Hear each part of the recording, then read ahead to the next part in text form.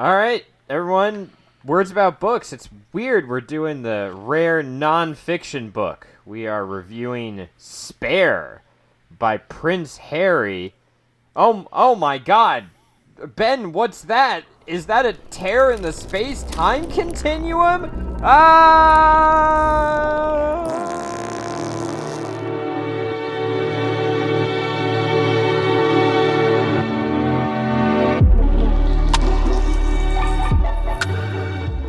Oh no, we've been sucked into an alternate timeline. It's World War II here, and we're at the Battle of Midway. Prince Harry is James Bond, and I'm getting a transmission, Nathaniel. It's about Stalin's Hammer, which is a book by someone Birmingham. I forget his name. Is it John Birmingham? You act like I know. Stalin's... You picked it. It's John Birmingham. I picked it and then subsequently didn't read it, Ben. November of our discontent. Yeah, so here, if you want to know the reason I didn't read it, everyone, it's because Super Mario Wonder came out, and then after I finished that, Super Mario RPG just came out. Oh shit, is Think it I out? could read? Yeah, Super Mario RPG came out Friday. Shy was actually saying she wants to watch me play that. Dude, it's great. You should go get it. Yeah. No, Point it's is, a solid game. It's an amazing game. And every time you told me more and more about this book, I was like, I could read, or I could do more Mario RPG. So here we are. I'm underprepared, and by underprepared, I mean I read the prologue. I'm sure the audience is stunned, shocked. Okay, so a little behind the scenes. You actually offered to do another book. You were going to present another book to me, and I was like, no. I'm going to present this book to you. Yeah, I offered to present another book to you and then read this book, and we could both discuss it next week, but it is absolutely not necessary for you or anyone else to read this book. I'm going to read some reviews of this book real quick, and then the subsequent ratings they were given on Amazon, where the world is upside down. Very bad form on this book. It's like the author had half a story ready and the other half on a pile of Post-it notes, which was nothing more than half-formed thoughts and plot devices, and he ran with it. 5 stars. That sounds like a 5-star review to me. Definitely not up to the standards of the first 3 books in the Axis of Time series. We'll talk about that. 5 stars. I didn't. That sounds right. Yeah. I don't know why you're bringing these up, Ben. These are all just solid 5-star reviews. I'm getting to it. So, I didn't love it, and I'll admit, was bored until the last 2.5 hours of the novel. It is a good setup for another installment. 4 stars. There you go. Well, see, he knocked off a star for all but the very end of it being boring as hell. So, like, that checks out. Okay, so John Birmingham, about the author. I don't know much about John Birmingham. He's an Australian gentleman. He writes books. He has a degree in, like, international affairs or something. I don't know what that means. I don't know. It sounds kind of basket weaving to me, but whatever. And he did nothing with that and decided to become an author, which is fine. Good work. Checks if you out. Can get it. Checks out. And yeah. I don't know much about him. He wrote the Axis of Time series, which is an alternate future series of books, and you're going to have to explain to me why you decided to start in the middle. Well, because when I first looked it up, it was Stalin's Hammer, and I was like, okay. I figured you picked Joseph it based on Stalin. The name. Yeah, and then it was like, this is 4, 5, and 6, and then I read around, and enough people on Goodreads who would never ever lead me astray, Ben, were like, you don't actually need to read the first 3 books to get this. And I was like, okay. I'm guessing this is about Joseph Stalin and whoever his adversary is in an alternate timeline. Okay, and so you know that prologue? Yeah. where Joseph Stalin's in it. Yeah. He's not in the rest of the book. Are you fucking kidding me? No. Are you serious? Oh my god. Oh, gee. Well, okay, so I read the part of the book that I cared about, okay? Yeah. Joseph Stalin is pumped full of nanomachines, and he brings out an amazing product, Ben. An Apple iPad. The sleekest, most powerful, sexiest, dare I say, all-around best piece of equipment human beings have ever made, ever. And that's what he's got. Its corners are so round, like space folded it on itself, collapsed, and killed us all. Oh my god. The Axis of Time is an alternate history sci-fi story where a wormhole experiment gone wrong transported a modern-day aircraft carrier to the Battle of Midway. And that changed everything.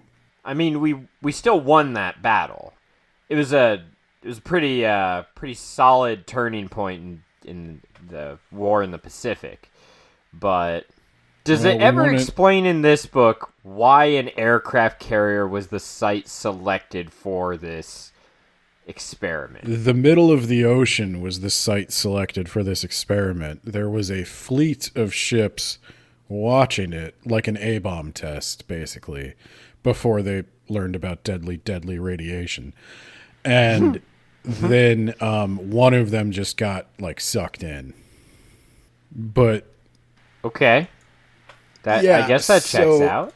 So I'm guessing near uniform response to this book, which is called Stalin's Hammer, which is a collection of novellas set between the events of what I believe is a first Axis of Time trilogy and a subsequent Axis of Time trilogy. So everybody I read who liked the first couple books and like this one seemed to be of the mind that, like, this isn't his strong suit, this Stalin's Hammer stuff. So this is like a spy thriller novel.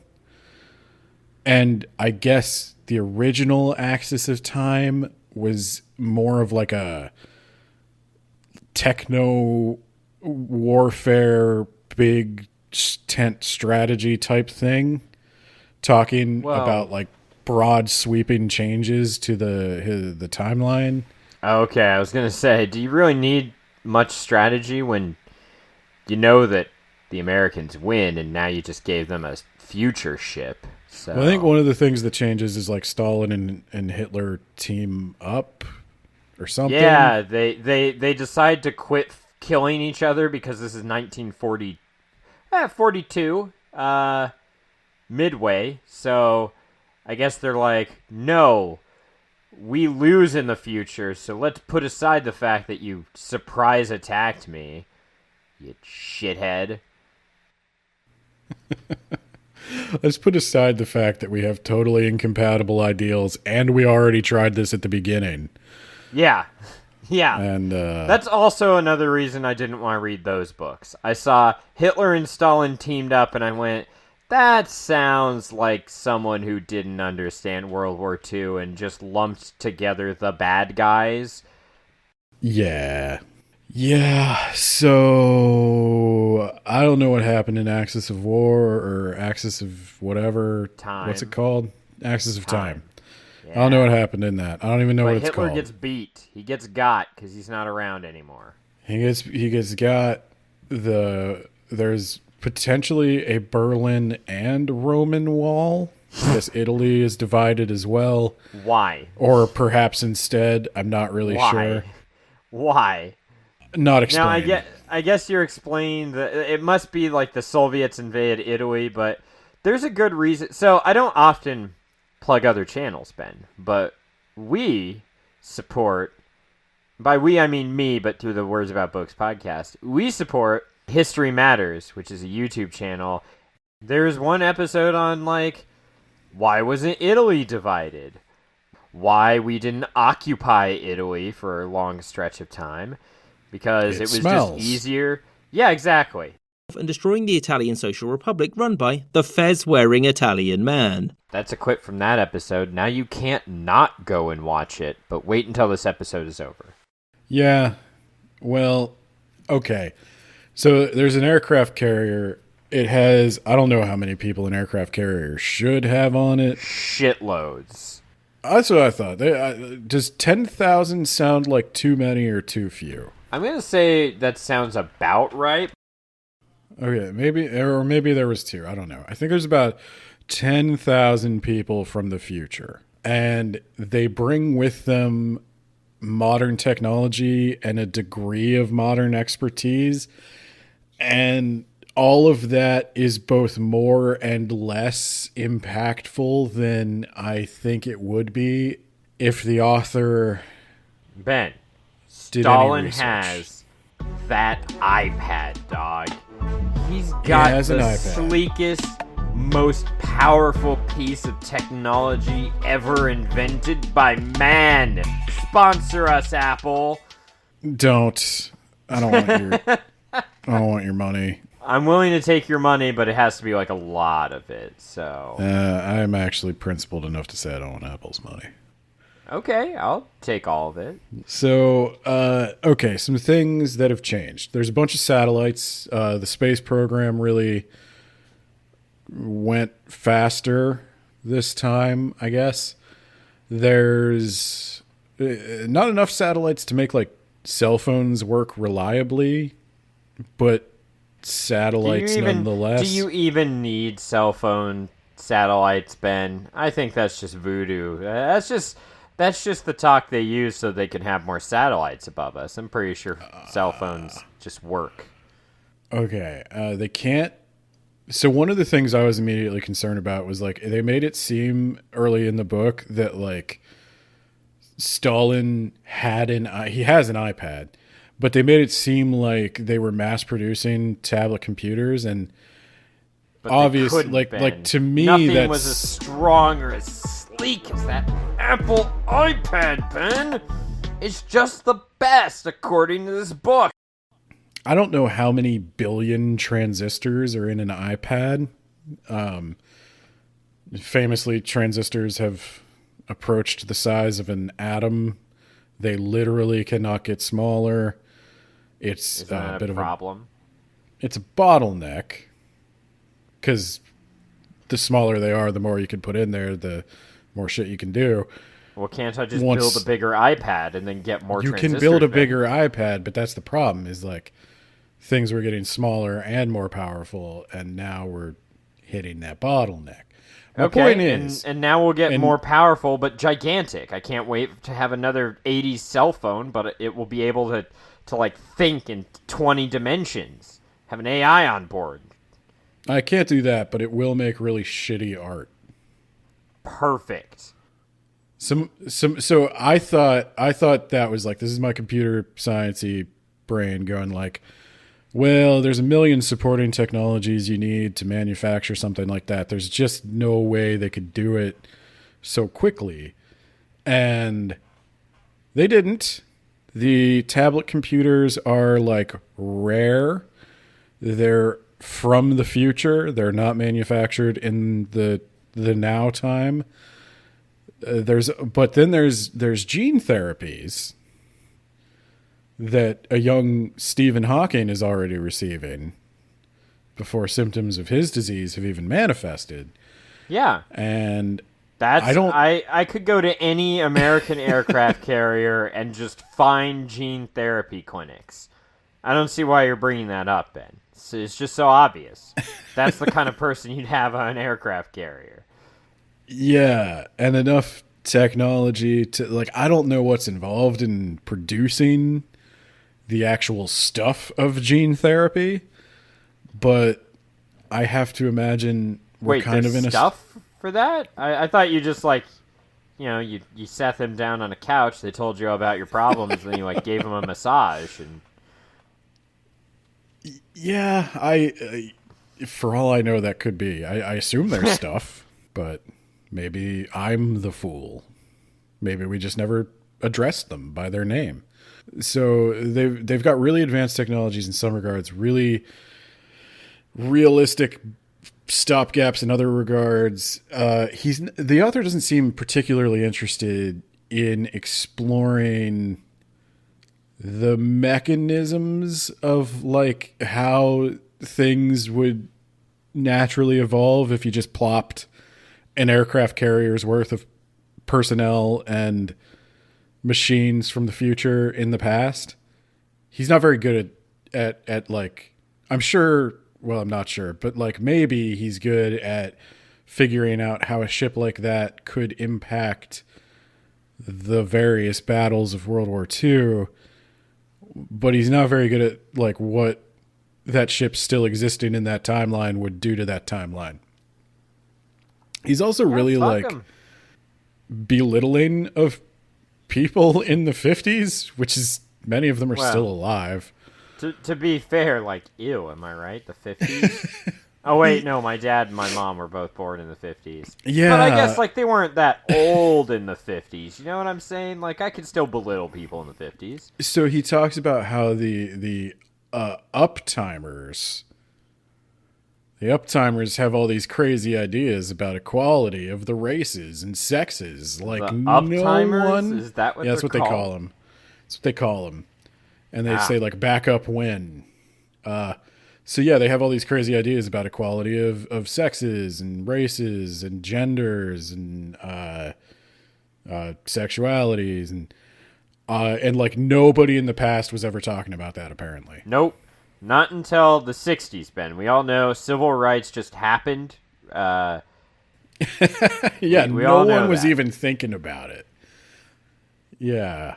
It's so it doesn't have like the greatest grasp of like, I would say this has a World War II documentary on the History Channel's understanding of history. Like it's got the major beats. You know, there was a Battle of Midway. Yeah, there that's was an Iwo Jima. true. Yeah. There All checks was a Hitler. True. These are all true statements. I'm glad we're on the same page that this is a World War II. Yeah, but now World War II's over.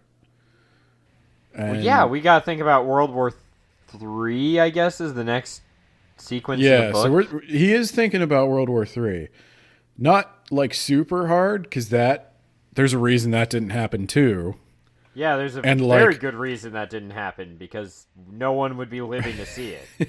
Like rapidly escalating the technology is not going to make it more likely to happen. It would probably make 'Cause- it less likely to happen, So he's got this idea or more deadly. He's got this idea that like the Russians are suicidal, quasi-religious What? in their commitment to What? their so one of the reasons one of the ways the communists spun the people going back in time. So the people come back in time and they're like, it didn't work out. Soviet communism didn't work out. And they're like, well, that can't be. The universe must have sent you here to correct its mistake. Oh, So All now right. the Soviets get another chance to do it right, which is not like they're famously atheists, if you knew, like Yes. in mandatory atheism. yeah. George Orwell wrote a whole novel about maybe that, but maybe he wrote it about fascism, but maybe he wrote it about the modern Democratic Party. I don't know what George Orwell was writing about, but one of the things he wrote about was communism. And anywho, so that's what the communists are doing. They're going to start World War III because of their near religious devotion to the ideals of communism. They're not going to like invest their money differently and avoid all of the just waves of starvation and Well, crippling. to be fair, who were all those people even starving, right? I mean, that was all just anti-Soviet propaganda. Ben, It bears there no wasn't- relevance on any conflict currently going on in the modern day. Exactly. Yeah, Ben, I can't. Ben, the conflict. the famine didn't happen, and if it did happen, it wasn't as bad as it was told to us, and if it was, it wasn't. So, Oh my God, are you a 14-year-old with pink hair on Twitter? No, I'm Joseph Stalin telling his advisors. I'm the opposite of that. I'm Joseph Stalin. Joseph Stalin saying that, no, there is no famine, that's just propaganda, and even if there were a famine, it can't be as bad as you're saying it is.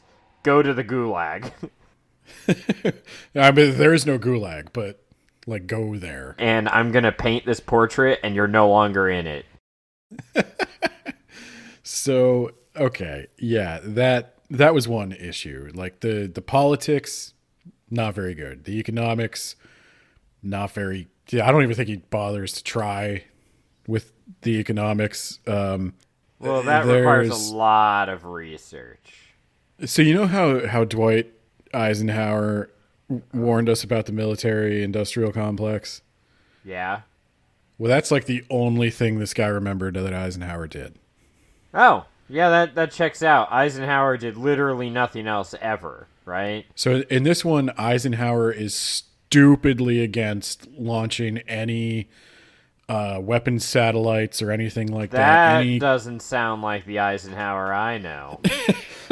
No, because the military-industrial complex. Asked he warned Eisenhower for advice about the Cuban Missile Crisis. Eisenhower is a general, sir. Yeah, but he's also, like, I guess, a pacifist in this.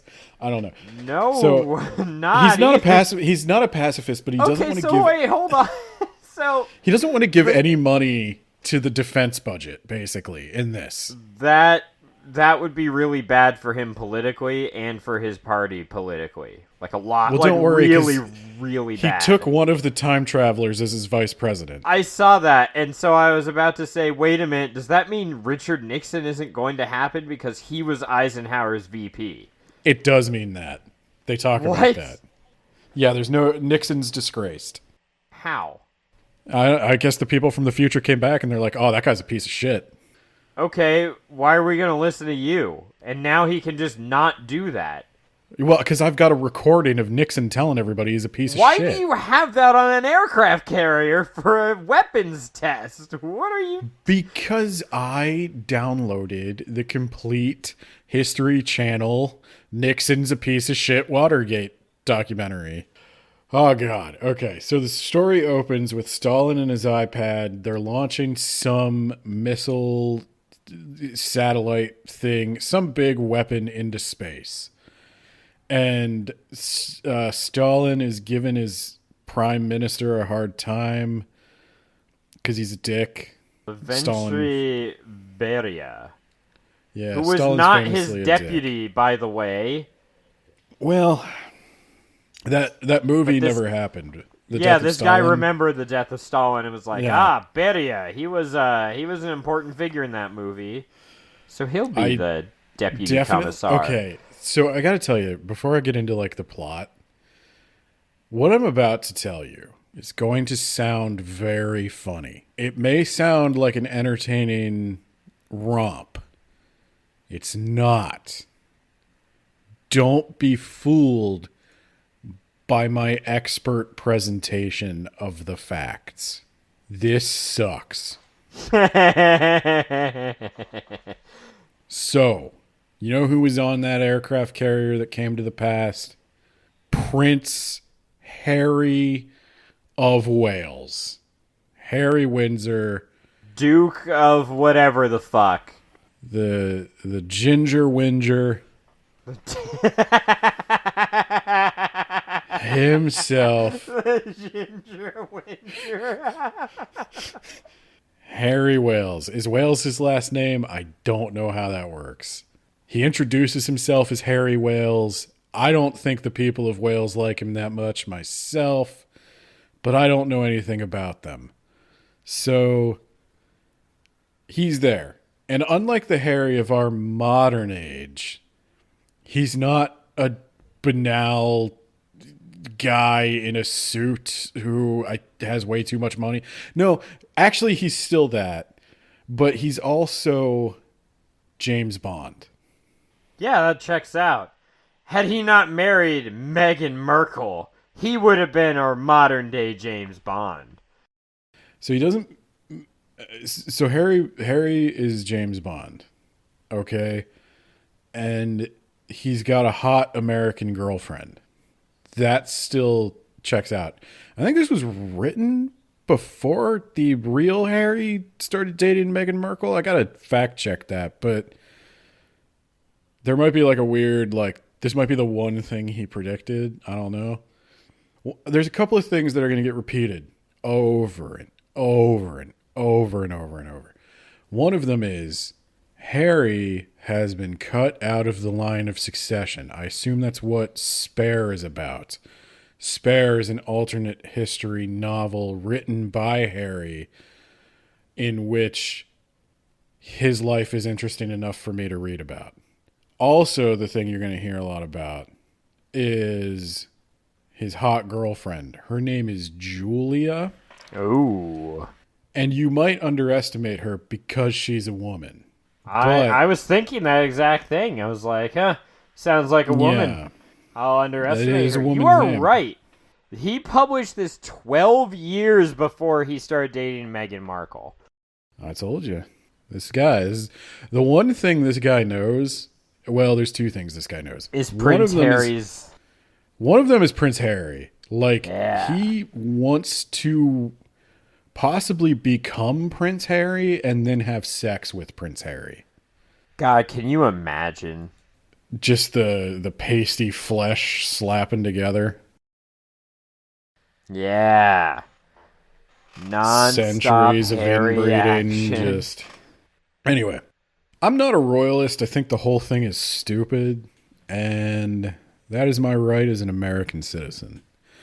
And I will not be sweet-talked by your fetishistic descriptions of Harry in this book. I'm sorry. His girlfriend, you might think she's can't fight because she's a woman, but she was embedded with the Marines. She's a reporter, which is one of the 3 acceptable professions for a woman in an action book. And Yeah. she was embedded with the Marines, so she has all the powers of a reporter, all the powers And of a Marine, That's what that And- means. all the sexiness of a woman. Oh my god. She's not like one of those muscle women, you know? Well, yeah, One of those- she's a one of reporter those first, a muscly Marine women that are- second. Yeah, and a woman first. I know you already said first, but that's kind of how this reads. So they're there, and there's also a Russian guy who's got a grudge against another Russian guy. I assume this would be like something I understood if I read the first couple books. So Stalin launches this thing into space, right? There's a big gunfight in Italy where they're trying to talk to this scientist. They're trying to meet this scientist. They're trying to meet a Russian defector. Sorry. I'm gonna confuse this a little bit. They're trying to meet a Russian defector. Now the Russian guy from the future is trying to meet him on the Soviet side of the Roman Wall. And Harry is called in to meet him on the Allied side of the Roman Wall. And the mob is involved. Well, of The course, mob- we're in Italy. The mob has to be involved. Yes. So the Cosa Nostra doesn't like That's communists. That's what So I Harry- know about Italy, right? Mobsters come from there? Question mark. And pizza, and they used to have an Gabagool. empire. Gabagool. So we got the Gabagool, we got the mob, we got the Russian. So the Russian guy, he doesn't get him. Doesn't get his contact. So they call in Prince Harry. And Prince Yes. Harry is a fighting badass. Now, I mentioned this guy knows 2 things. He knows Prince Harry and an almost sexual desire for him. He also knows, like, the only way I can describe it, and I'm sorry if this applies to anyone in the audience, is like the energy of an adult man whose entire life has become his karate class. There's like It's self-defense porn. The only things that are described The best accurately... kind of porn? No. I told you, many things are going to sound funny. They're not. No, I'm going to give you an example of what this is like. So, okay, Harry runs into a situation. He checks his corners. He doesn't have a weapon, so he looks around for something he can improvise. But before he has a chance to improvise his weapon, a flashbang goes off. Now, Harry knows he's going to be blinded for several seconds, so he goes completely limp, pretending that the flashbang has knocked him unconscious. Now, Do flashbangs knock people unconscious? No, that's why he's pretending. Keep But up. wouldn't the person who threw the flashbang know this just disorients you? It does not knock you out. No. So they do. They kind of know he's pretending. So they kick him in they nudge him with their toe. And Harry stays limp. Plays it cool. They kick him in the side of the knee. That one hurt, but Prince Harry plays it cool. So they drag Harry up. This is the opportunity he's been waiting for. Now, lesser man, it gave me like real like JoJo's Bizarre Adventure vibes, where like JoJo's drowning, and the narrator's like, most men would swim up, but Jonathan Joestar swam down. Yeah, he's a man. So most men would not go limp.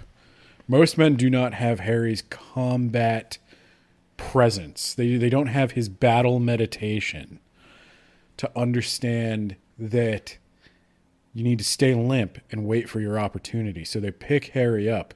Harry opens his eyes ever so slightly to see which hand the man has his gun in, because he might be left-handed. Didn't think about that. You didn't think about that, but Harry thought. Yeah, what was I thinking? I'm such an idiot. After being picked up by the man, knee apparently broken, don't worry about that. Harry hastily grabs his gun. Now this is like the old every self-defense thing ever, where you grab a gun, you get shot. But not Harry, because he trained real hard. He knows judo, Nathaniel, and I can't tell if this is a joke. It sounded like a joke when you told it to me. So Harry applies many judo locks and judo chokes to his opponents. Right. Now, you can probably play a clip from Austin Powers here. Yep. Judo chop! To explain why that hinders a serious action scene. Judo chop! I don't know if that's intentional. I honest to God Did don't he know actually if it's supposed yell to be funny. judo choke? He thinks in his inner monologue, I'm applying a judo choke. Okay. Yeah, that's And this is where I'm telling you, it's giving me... So, another thing they say that... Okay, look. I have been in an adult self-defense class. I did Taekwondo for 5 years, I want to say. 4 or 5 years. I did Tong Sudo for a year. I did Ishinryu Karate for a year. I've been around these people.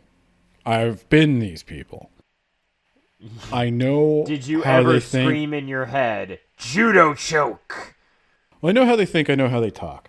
And there are a lot of people who make this like their whole personality. And you see it a lot in the UFC where they're talking about like, oh, you're going to want to like everybody's doing Brazilian Jiu-Jitsu now. And everybody's doing like MMA fighting now. Like it goes in waves. There's always like different like styles and shit.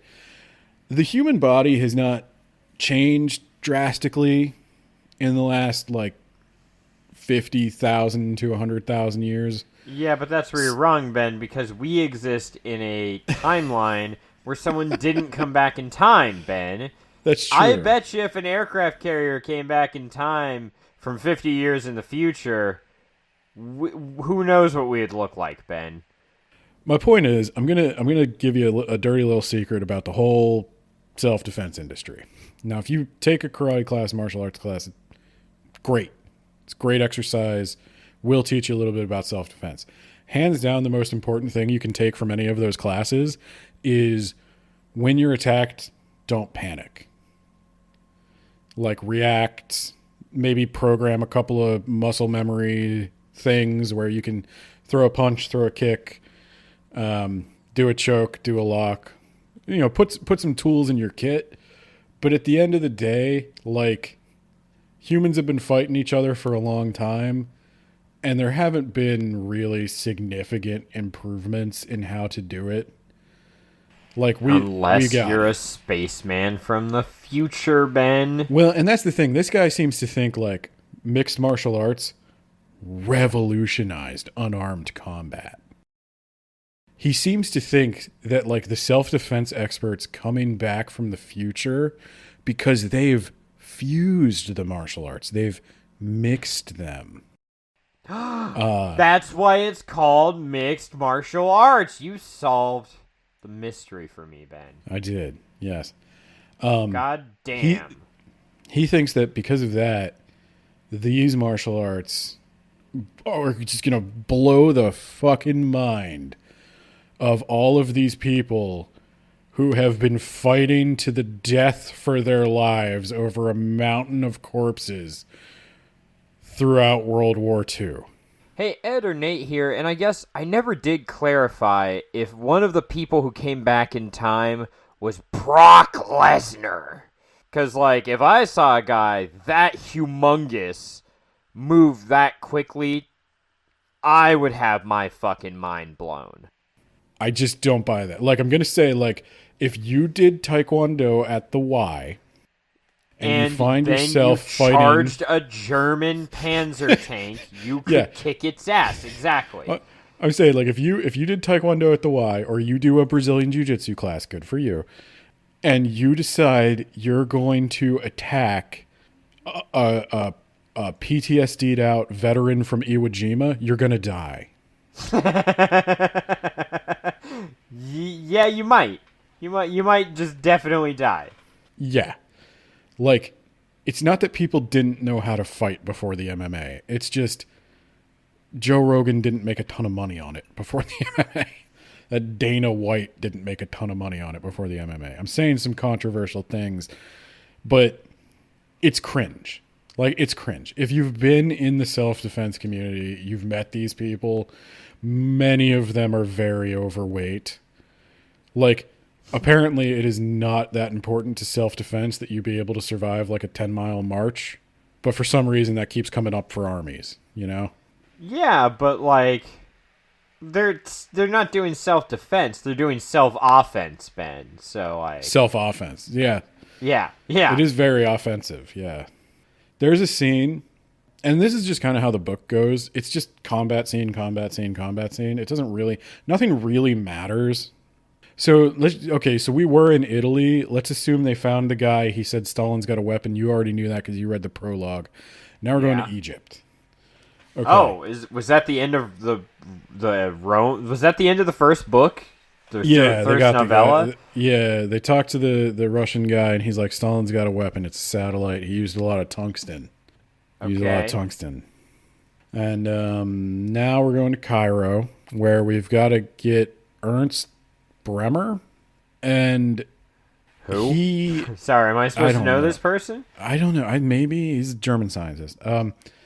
So this guy is like he's been compromised. Basically, the Russians got to him somehow. He's staying at this hotel with his family, his wife and 2 kids, and he's just spending all his time at the bar. He seems like stressed out. He's acting weird, and they want to know what's up. So they send him Prince Harry and his hot girlfriend, who I need to remind you one more time. You're going to think because she's a lady, she can't fight, but she was embedded with the Marines, okay? So she has all the powers of a lady and a Marine. Yeah, that checks out. Yeah. Once a Marine, always a Marine. I've got Marine in my blood, Ben. So I some also Russian have guys- their power. Some Russian guys try to kidnap her, and she I'm thinks, at least half should Marine. I Anyway, go should on. I resist? Should I resist? Should I fight these guys right now? No, I'll probably get shot. They have 3 guns. I have no guns. And then they take her to get into a car, but she's like, if I get in that car, then I'm going to die. Okay. So you do have to fight then. So she is going to fight them after all. So Okay. I thought she might not fight them. You underestimated her because she was a woman. She I was, did. in fact, You're right. embedded with the Marines. That's just so my she has all the stupid powers of a 50s Marine mind. and a woman. Anyway, so she's not going to get in that car. So she puts her feet up and kicks off the car and engages in a thrilling combat scene. You know how we've talked about how, like, action movies are fun to watch because you can see them, but action books are not as fun to read because it quickly becomes tedious and hard to keep track of the action because most people don't picture things that well. Well, that's what happens. She beats him up. Oh, I forgot what I was saying because this is going to become important. So she starts beating him up. She like stabs the guy in the eye, then she stabs him in the eye a little more, and then she just keeps stabbing him in the eye. It's pretty intense, but you didn't think she'd do that because you underestimated her because she's a woman. Yeah, but I she was, in keep fact, underestimating her. I get it. Yeah, that's how often this comes I up. assume that is brought up a lot. Almost every chapter from her perspective. I hope that the people actively getting stabbed in the eye are like, "Ah, no, I underestimated you because you were a woman. Ah, my eyes." And then she's about to get shot. Oh But no, this is the then- thing she thought would happen. Then somebody shoots the guy who's about to shoot her. Oh my God, is it And- Prince Harry? No, it's an Egyptian man named, oh boy, he really wanted me to remember this name. Okay, this is really bad. I'm not doing a bit. The whole thing with this guy is he says his name every time he talks. So he's Bob Dole, but Egyptian, is what you're telling me. And his whole family has the same name. And they all say it every time they talk. You are shitting me. You're No. making this up, Ben. There's No, and the worst part is I'm forgetting it. Hang on, I need to look It's it up. actually pretty funny. Oh, Stalin's hammer. Please tell me the list of characters in Stalin's hammer. No, his whole thing is he doesn't ever use the pronoun I. Yeah, He because only he doesn't have pronouns, Ben. Okay? You will only ever refer to him by his name that you forgot, which I'm pretty sure is a hate crime. Okay, we're gonna talk about hate crimes though. Oh, Jesus. Oh, God, I was joking, Ben. I was joking, I promise. Oh, my God. Oh, what is this goddamn name? Nobody mentions it. This is really bad. This is really bad because literally, he says it every time he speaks, and his whole thing is he wants you to remember it, and like it's his whole You house. didn't. It's his whole house. His whole house is named this thing, and they're all like weird Egyptian special ops security something, and the house of oh shit, that's really bad. That is very bad. Hang on. Oh. It shows how much you like this book. Hang on. Stalin. I hate when a book isn't popular enough to have like spark notes.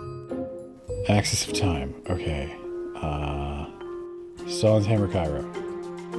There's no Wikipedia entry. Why would you have a link? Oh my God. Oh shit. This is good. I'm kind of glad I haven't read this, Ben. Shit. It's something. Al-Nuri. Al-Nuri. I think that's it. The House of Al-Nuri. Nori, like the seaweed. Al-Nuri. Al-Nuri.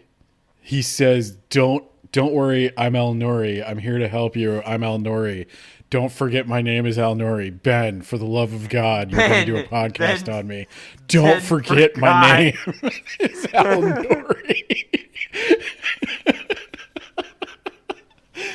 Oh, man.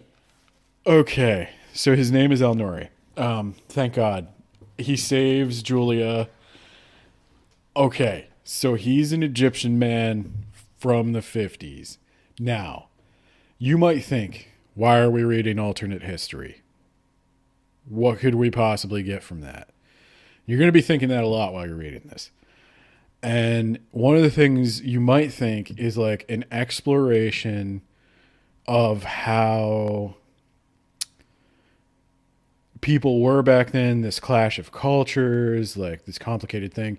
Now, you have to forget or have never known that the roots of all of the modern feminist, LGBT activists, civil rights, all of that exists in this time. It's not popular, but all of the people who are going to make it popular are around and doing their thing. But no, it's a super backwards time, and only the 2020s gets credit for that stuff. Yeah, So, obviously. The only time he makes any effort to have the people from the 50s talk like they're from the 50s, use any slang or jargon of their time, is when they can say something very racist or homophobic you sent or me something that misogynist. was super racist, and I was like, It's so racist. I can't say it. All I can tell you is it is not about, it's about a white person and not a Jewish person. It's about Irish people. It's about Irish people. They say something so offensive about Irish people that I don't think I want to repeat it. I'm not Irish, and I was offended. I heard him say that, and I was like, oh, Are boy, you- that is like the hard R of Irish slurs. Yeah, and also, like, it was multiple slurs in a row. And then, this like, was not by it one of the wasn't- guys from the 50s. That was by one of the guys from the future. Oh my god, that was by one of the future guys? I knew you said it was by someone who wasn't a villain, and I was like, oh, that's bad. I didn't realize it was from a future guy, a supposedly enlightened future man. I don't think he thinks it's that bad because it's an Irish person. Like, because they're Western European. That makes it white. worse that you think that it was not that bad because he was Irish. Oh, it was really hateful. He doesn't drop any N-bombs. I mean, he knows that. Drops an F-bomb or two. Al-Nouri loves to talk about how he does not care for Israel. Touchy subject right now. But Al-Nouri, I know which side he's on.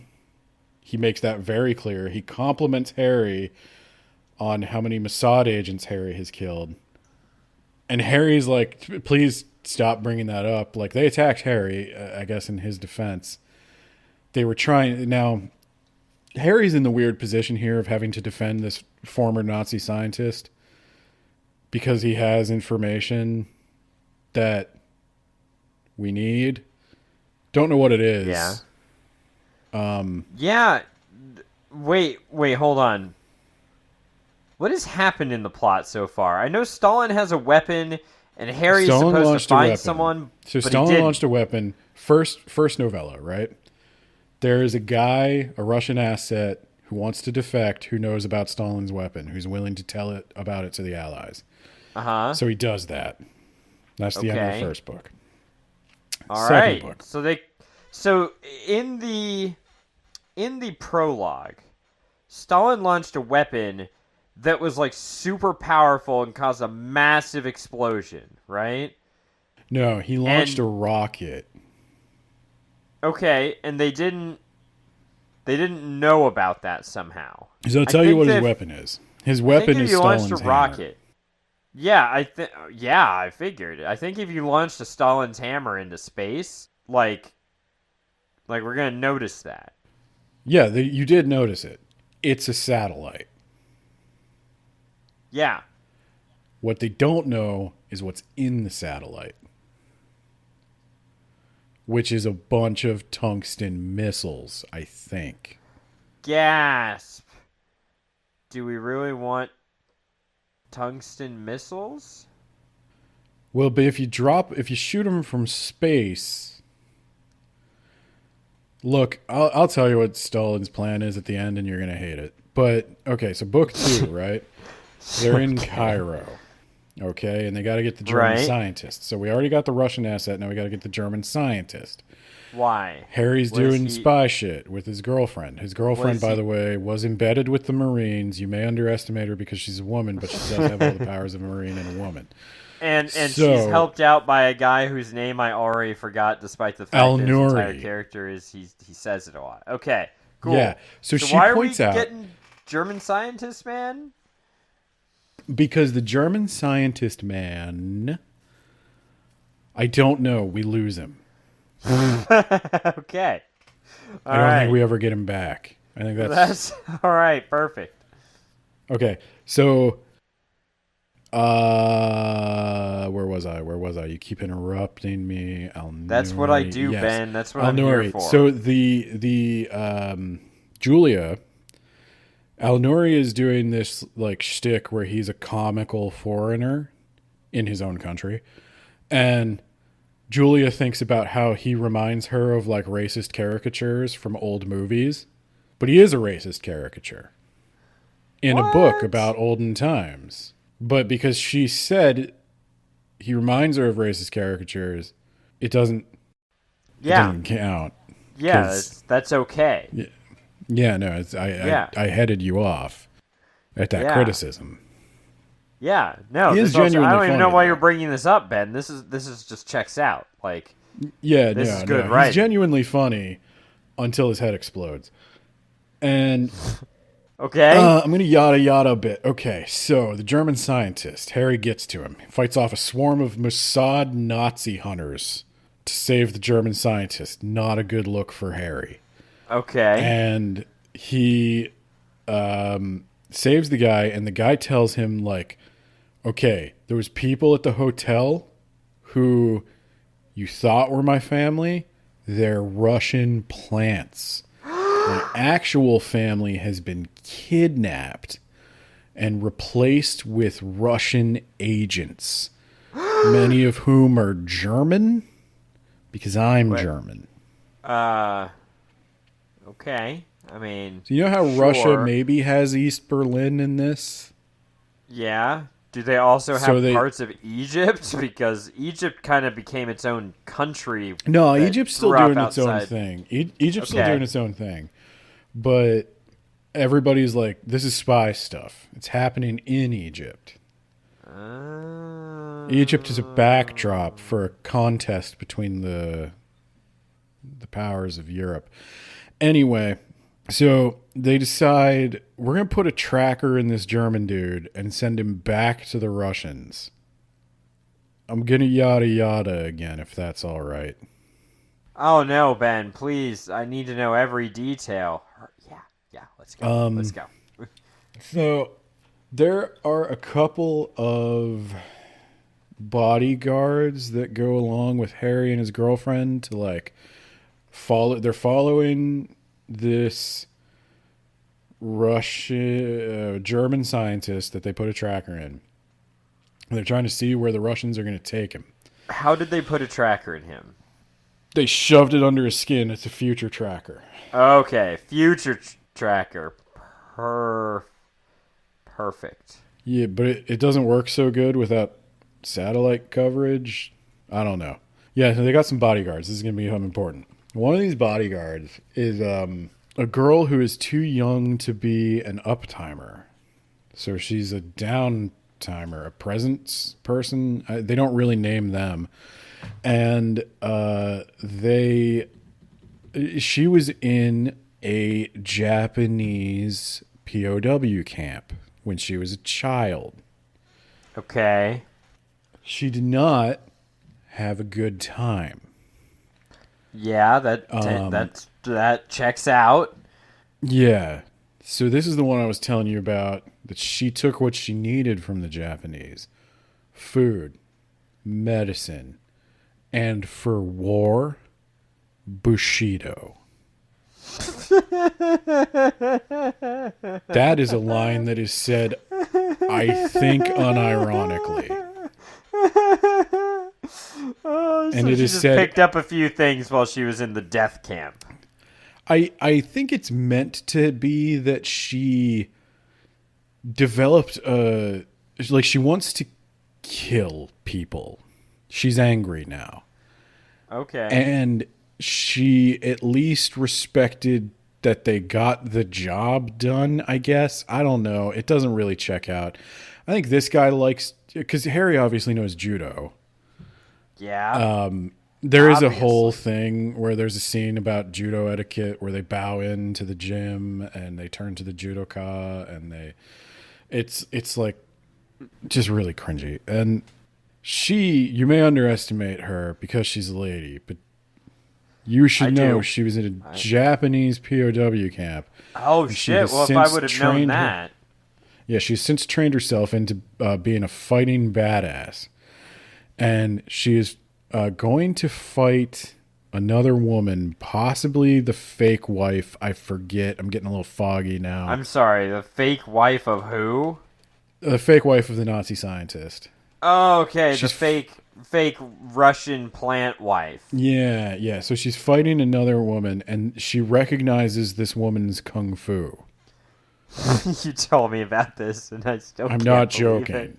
That's not a joke. That's not me adding something that isn't there. She recognizes her kung fu and realizes that her own kung fu is superior to the Russian agent's kung fu.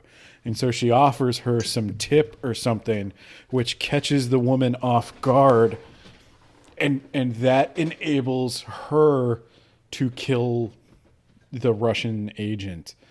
And afterwards, I don't know if she's rattled or something, she drops into a Seiza position, calms her mind, and thinks, I took what I needed from the Japanese: food, medicine, and for war, Bushido. Perfect. Which was the cringiest, edgelordiest line I may have ever read. And I read Ready Player One. Oh my god. Is this book worse than Ready Player One? Oh boy. It's a toughie. Maybe. I think it's more offensive. Oh my god. All I can say is, like, the handling of the Japanese POW camp, oof. Wouldn't have touched that one if I were him. Yeah. The Irish slur, wouldn't have touched that one if I were him. The F-bombs, wouldn't have touched that one if I were him. There's just so many of these. So then there's a whole big old fight scene going on. Oh my god. Are we just on part 2, Ben? They bleed together for me at this point. Okay, thank god. So we might be on part 3. Julia instinctively tries to shield the Nazi scientist's children, forgetting That they're they are Russian trained plants. German, Russian agents. Trained German Russian child agents. Child agents. And Are they they child stab agents her. or are they like dwarves? No, they're child agents. Get the fuck And out of here. They stab her. And she's bleeding out, man. And as she's bleeding out, oh my and God. so like I'm zigzagging here, man. I'm like, I is this a underestimate comedy? her. Is this a comedy? No, she underestimated them because she thought they were just children, but she didn't realize they were raised in the oppressive and abusive Soviet regime of East Berlin, I think. Anyway, I mean, it was, I guess. I don't know if every child became a weird psychopath, but I don't know that they didn't. And no, so she's dying, right? Bleeding out. And I'm waffling. Is this a comedy? Am I supposed to laugh at the fact that she just got taken down by Nazi children? Like fucking gremlins. They came at her. Like, should I be laughing at the Bushido thing? because that was really weird. Should I be laughing at like Harry's judo chokes? I don't know. Is it supposed to be funny? Is it a James Bond spoof? And then she's visited by like an angel from her past. Okay, It's literally, a Ben. former. I don't know. It's a former boyfriend. I think his name was Dan. And she's like, I should have never had that abortion. What? I know. What? What? You're laying a lot on me, Ben. Bro, What? I know. I'm telling you. That's when I was like, I don't think that's supposed to be funny. Because she's like, I murdered that German child that attacked me. I don't know. Maybe she did kill the kid. I think she did. She did. She just put a gun to its head and killed it. And then she's like, she thinks about her abortion. She's like, I killed that child too. And I was like, whoa. Oh. Okay. That's Yeah, not what I I was thought like, you were even getting at, but... No. Wow. Yeah. So I was like, whoa, this dude. is giving me some... Why am I thinking of CAD Comics all of a sudden, Ben? Is this loss? Oh my God. I don't know what the fuck that was. Yeah. So I'm going to leave you with that because I think that's like close to how it ends. Like they make Wait, you think that's she the ending? died. No, not the ending of everything. But like they make you think she died. And then like I think it's the next book or something and they're like she didn't die. Like they have her whole death scene. She like fades away. She thinks about her abortion and all the children born and unborn that she's killed. And she's like, then she just fucking dies. But nope, gotcha. She's alive. But she's like super into her dead ex-boyfriend, but maybe he's not dead. I don't know. Oh my God. I don't know who Dan is, and I feel like I really needed to for that scene.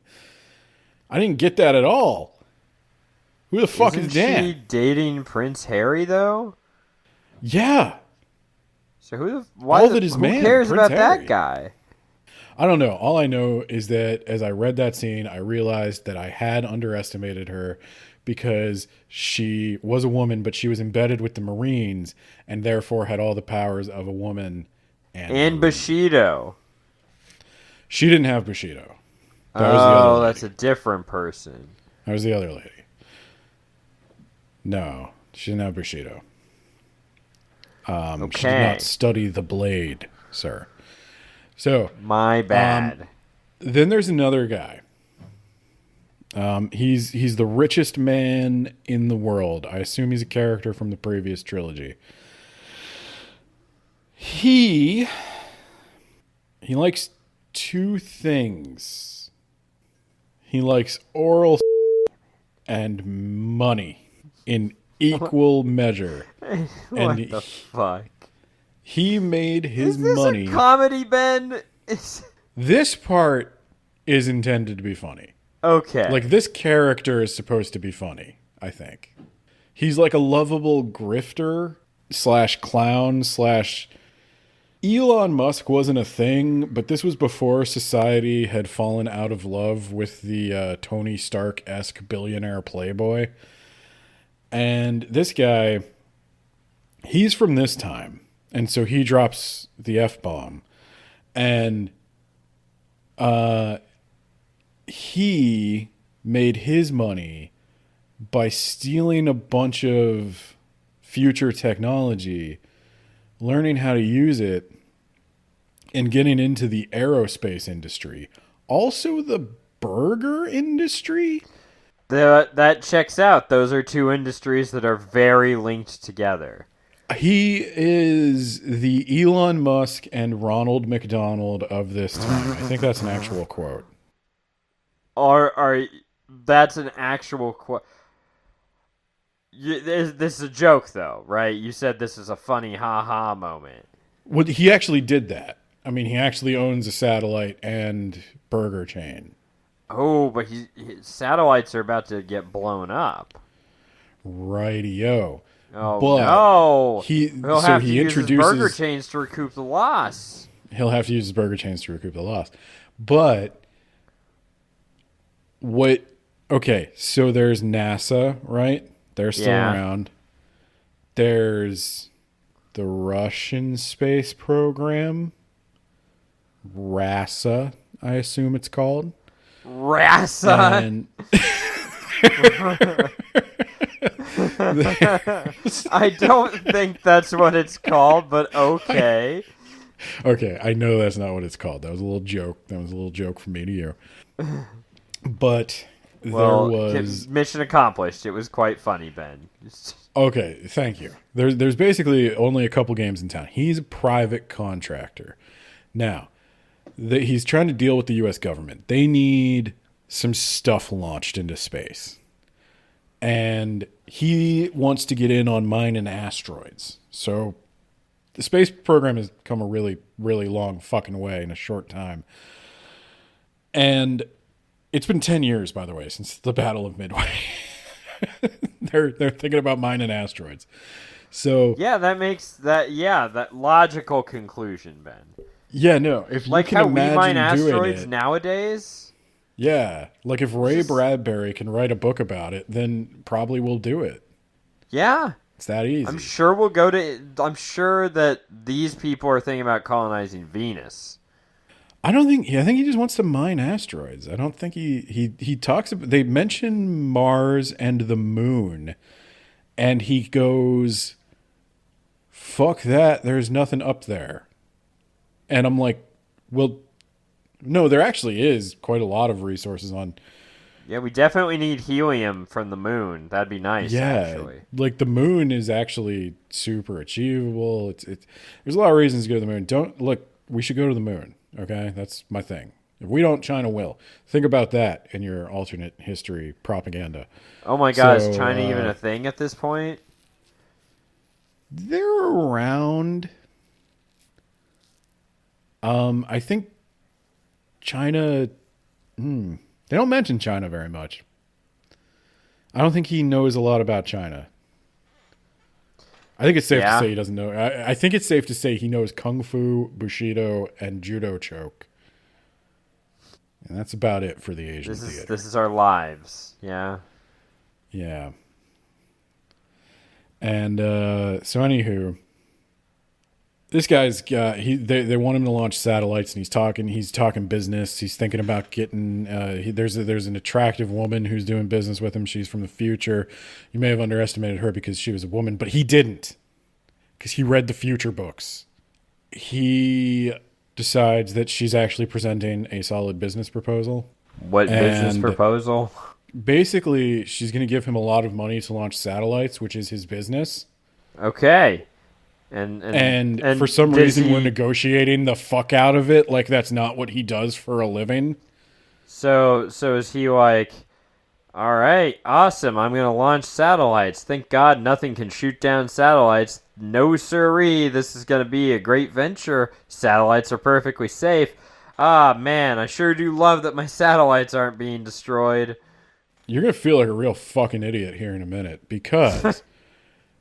all of a sudden, a bunch of NASA satellites start getting taken out of orbit. Oh my God, what? Who could have done such a thing? Yeah. But you know whose satellites don't get taken out of orbit? This guy? Charlie Chucklefuck. I forget his name. It's not getting blown out of orbit. In fact, oh my God, he is Joseph Stalin. He's not Joseph Stalin. Oh. He employs several uptime scientists. Now, this is where Dwight Eisenhower comes into play. Dwight Eisenhower, we pitched him, we need satellite defenses. And Dwight Eisenhower was like, I don't know how he sounded. I don't want to wait for our lives to be over. Yeah, I don't want to wait for my spies to get blown up. I want to put the satellites in orbit. No, he doesn't want to do that. He doesn't want a something military industrial complex. I don't even remember his reasoning. Okay, but like your And- satellites just got blown up by Russian like Well, war were just declared, my friend. He's going to change his mind, maybe. I don't know. That's in the next trilogy. I have no idea what he does. And steps down and lets a real president get in charge. the Uptimers had their own plan for this. Their plan Okay. was Charlie Chucklefuck. So they couldn't get satellite defenses in NASA satellites because Dwight Eisenhower and his peacenik agenda. This peacenik is renowned war hero and general and his peacenik agenda. Dwight Eisenhower was too busy putting flowers in soldiers' guns on his alma mater to man up and defend his satellites. So, Oh my god. so Charlie Chucklefuck had to do it for him. Now, without his knowledge or consent, Charlie's team has Oh no, installed a there's Ready series Player of 2 words. has installed a series of missile arrays in his satellites that can take out Stalin's predatory satellite. And they tell him, "Okay, Charlie, it's your time to shine. Turn the key and put in your thumbprint and take full responsibility for this." And he's like, "Will I get in trouble?" He has a Texan accent. That's my Texan accent. And they're like, "No, Charlie, you're going to save the world." And he's like, "Well, all right." And then he does. And they do a thing where they count, like he takes out 1 satellite, 2 satellites, 3 satellites, 4 satellites, 5 satellites, but he doesn't get the 6th one. And then Stalin's army advances into Western Europe. No, it doesn't. The end. No, it doesn't. Well, there's Yeah, a lot like of you reasons. said, it we're wouldn't. forgetting nuclear weapons exist, I guess. Yeah, no, we forgot all about them. He's got tungsten in space. Yeah, that'll protect you from all the radiation and blasts. Like, there's a reason Russia didn't invade Western Europe. Well, so I knew that's why you would hate the alternate history stuff, because like all alternate history stuff is based on this like butterfly effect that one tiny change would make everything different, and there's actually a lot of reasons things tend to work out the way they do, and it would take several coordinated changes to throw Yeah, big things like off track. The man in the high tower, Ben. They nuke the White House, and thus the Nazis occupy like over half of the country. And like, no, the Japanese blew up Pearl Harbor, and we spent 4 years trying to get revenge. You nuke the White House, we're not just gonna be like, I guess we're done. But also, how would you nuke the White House, Ben? You need to have an aircraft that can get there, so you need to have an aircraft carrier. Germany had none of those. Their navy was shit. They couldn't even get out into the Atlantic because they'd have to fight the Royal Navy. It's like there's so much wrong with it. That's why I don't like alternate history. Now, I volunteered to read this because A, I thought it would be a funny alternate history about Joseph Stalin, and it wasn't. And B, because I mentioned alternate history, and I finally decided to bite the bullet, but then I didn't end up reading it. So, is there anything more besides maybe the rubric that you want to go over? Because I have something more for you, Ben. Okay. No, I think that's the gist of it. Okay, so we'll go to the rubric, but first I'll say, since I didn't read this book, next November of Discontent, I'll read an alternate history book of similar length to this one. How long was this? This Uh, was 3 what we'll generously call novellas. God, does it fucking feel long though? There's a whole we'll say paragraph 350 pages. there's a whole paragraph about how Harry didn't know how many bullets were in his gun and why he didn't check his magazine. The answer, he didn't have time. Why it took 3 paragraphs, why we even mentioned it. Like I was telling you, it's so very easy to describe somebody not checking their magazine. Watch. I just did it. that pause there, like watch, I'll do it again.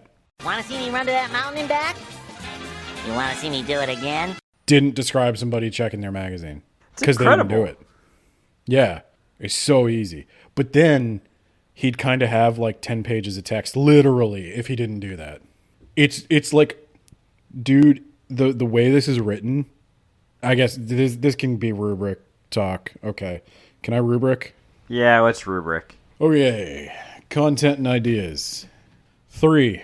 There's clear ideas. Prince Harry is James Bond, but they may be underdeveloped or unoriginal. It's unclear why Harry's James Bond or what he really brings to the table. He's the Organization. spare. I guess. I don't know what that means. I don't care about the British royal family. Organization. 2. Ooh. So the organizational structure is present, but ineffective. Narrative is confusing and hard to follow in a way that does not feel intentional.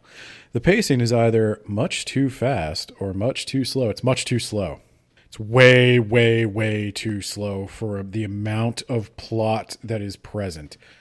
Literally, first book, we get a guy. Second book, we get a guy. Third book, Stalin's hammer does its thing. It's not even really clear what it did. Like, we don't see satellites getting taken out because there's no one in space. We don't see Stalin's army invade. It's just a series of Harry and his girlfriend fighting people and describing actions they both did and did not take. So he used Stalin's hammer to destroy the satellites and then invaded Western Europe. Yes. Like, those satellites were the only things that were stopping him from invading. Yeah, I don't know. I guess now they can't watch him invade. Now they'll just have to see him coming at him with their planes and eyes. Yeah. Language, use of language. 2. Language is used correctly. However, the word choice is simplistic or repetitive. Limited vocabulary is employed relative to its intended audience. You may have underestimated her because she was a woman, but she was in fact embedded in the Marines. So that means she has all the powers of a Marine and a woman. Harry, you may not have heard, he was removed from the line of succession. Oh, he's not a my prince anymore. God. Don't call him a prince. My name is Al Nori of the House Al Nori. My cousin is also Al Nori. Look, the language in this, here's why I'm giving it a 2. It is stream of consciousness. It is like the man just sat down at his computer, started writing, and whatever popped into his head made it on the page almost entirely unedited. Harry picked up a gun from a Mossad agent. He doesn't know how many bullets are in it. He could check, but he doesn't have enough time to check. So he doesn't check and he just keeps shooting. But then a flashbang goes off and he can't see anything. He can't really hear anything. So he just points his gun in the direction of the last person he saw and starts pulling the trigger like a trained secret agent would do. Flashbangs disorient you, though, right? Like, the idea is you're not going to know where they were last seen, right? Well, this is another one of those, like, I don't know how much of it I want to chalk up to, like, action bullshit and how much I want to chalk up to, like, the author just not knowing how things work. But, like, lots of people get their noses pounded flat and stuff like that, and then they just, like, keep on trucking. Yeah, you just snap it back in place. Duh. Sometimes you do. I mean, it depends how you break it. If you're seated tied to a chair and a Russian stomps on your head with his boot, you might get up. So a flashbang causes temporary blindness, loss of hearing, loss of balance, and a sense of panic. I don't think you just, like, turn to where you think they were and start shooting. Well, in doesn't Counter-Strike Go, I am still able to move my character. I just can't Okay. see her here. Maybe So, maybe that's you where might it want to comes check from. your sources. Yeah, my bad. Counter-Strike source. Eh? Eh? Ah. Yeah, no, it's awful. It's just like I'm telling you, there's no plot. It's just action scene after action scene, stupid conversation after stupid conversation, and all of it is just typed like it's the first thing that popped into his head. I feel like he is a very productive writer. Personal preference. 1. I absolutely hated it. November of your discontent, Ben. I was reading this. There's only been a couple of times I've had this feeling of like, this is a train wreck. I have no idea what the tone is. I think it's supposed to be a little spoofy. I think it's supposed to make fun of James Bond type stuff a bit. But then she's like talking about her abortion. And I'm like, what? What the fuck is this? It's the kind of thing that parodies make fun of. Like, it's just, I think he's trying to tell a straightforward action story with some humor in it. I also forgot to mention all of the Star Wars references and the entire chapter where Prince Harry talks to Alec Guinness and tries not to mention Obi-Wan Kenobi. And you think that would be funny. Like, you think that's a straight-up comedy thing.